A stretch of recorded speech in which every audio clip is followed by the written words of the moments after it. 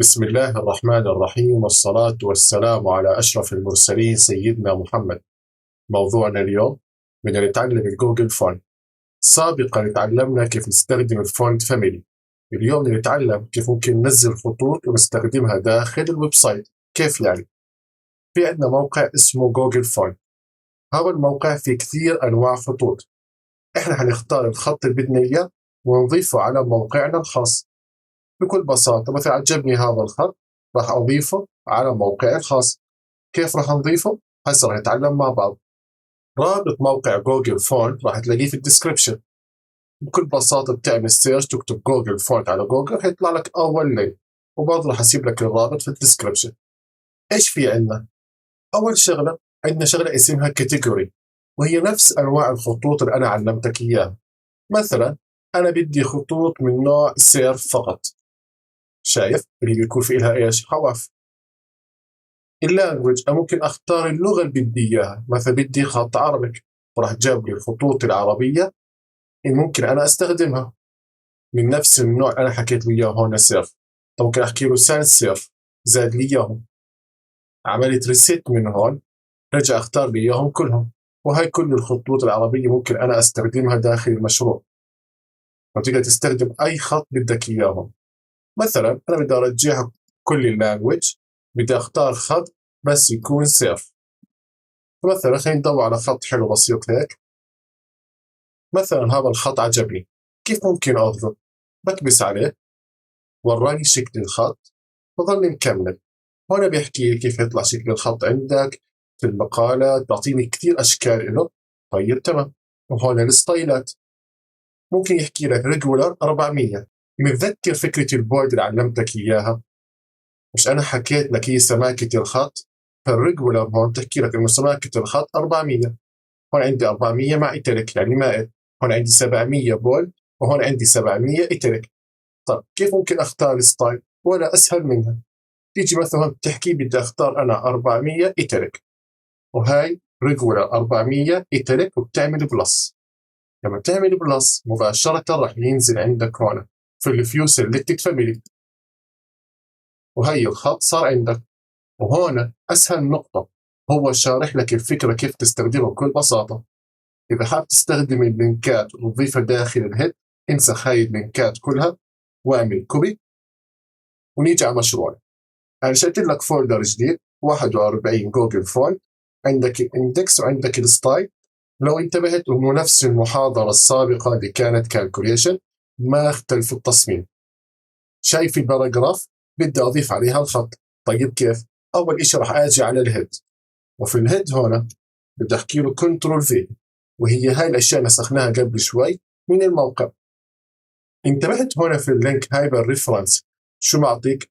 جوجل فونت، ومعطيك هنا اسم الخط. شو الخط اللي بدنا اياه؟ يا سلام. طب والثنتين اللي فوق شو فكرتهم؟ هاي بس بربط مع السيرفر الخاص بالجوجل فونت، يعني عشان يشبك مع الجوجل فونت بنضيف هدول التو لينك، واللينك الاخير هو بيعطيك الخط اللي بدك اياه. طب نرجع للموقع. هسه بحكي لك في السي اس اس بس انسخ لي الفونت فاميلي زي هيك، وضيف لي اياها على العنصر اللي بدك اياه. اتفقنا على الباراجراف، راح اجي على الستايل واقول له اي باراجراف عندك اياها في الموقع، فونت فاميلي إلها، اسم الخط اللي اخترناه، والسيرف. طيب ليش كتب هون سيرف؟ بكل بساطة بيحكي لك إذا ما لقيت الخط في جوجل فونت، أو أنت كاتب اسم الخط خطأ، بيكون في خيار بديل علمتك إياه واستخدمنا الفونت فاميلي. فإذا هذا كان الخط مش موجود، ساعتها راح ينادي على السيرف اللي هي أصلا موجودة في ال HTML وال CSS ديفولت. طب خليني أعمل سيف كنترول اس. بالضبط، شفت كيف الخط تغير وصار مائل؟ أتمنى تكون الفكرة صارت واضحة. طيب في طريقة ثانية نستخدم فيها جوجل فونت، بقول لك تعمل ات اون بورد، وهي الطريقة أنا بفضلها كثير. يعني مثلا بنسخ زي هيك، هاي كوبي، باجي على الستايل في بداية الملف، بعمل كنترول في زي هيك. ما فيش داعي أكتب ستايل أنا هون، بشيل الستايل، بس بحكي له ات اون بورد، ات اون بورد URL. وهي بكل بساطة أنا قاعد بحكي له هات لي الخط. جدا سهلة. راح اجي على الاندكس، راح اشطب هدول اللينكات كلهم، راح اخلي لك اياهم كومنت، عشان ما تنساهمش كنترول اس. تغير إشي؟ لا، ما تغير ولا أي إشي. فانتبهت إنه الآت أون بورد يو آر إل وبتعطيه هون لينك لجوجل فون أحسن من الهيد بطريقة أرتب وأوضح وبسيطة. طب بدي أضيف كمان خط، لازم أضيف اليو آر إل. تعال نشوف مع بعض. بدي أرجع لجوجل فونت، بدي أختار هون، خلينا نحكي ديسبلاي، خط كثير حلو وبسيط. مثلا بدي أختار هذا الستايل، عجبني. ننزل شوي لتحت، ننزل شوي لتحت. هو أصلا فيش غير الستايل هذا، بقول لي هون ريجولار 400، أعمل له آد. لما عملت له آد كيف بدي أستخدمه؟ انتبهت هون إنه في الآد أون بورد ضاف لك اليو ار ال الاثنين مع بعض، صح؟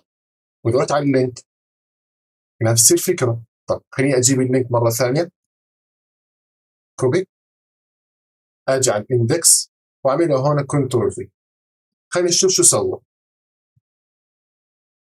حتنتبه إنه أول تو لينك ما تغير، هم أصلا كونفيجريشن مع جوجل فون، لكن في الاتش ريفرنس او في الهايبر ريفرنس جاب لك اول شيء اول خط اللي احنا اتفقنا عليه، بعدين قال لك ات فاميلي الخط الثاني اللي بدنا اياه.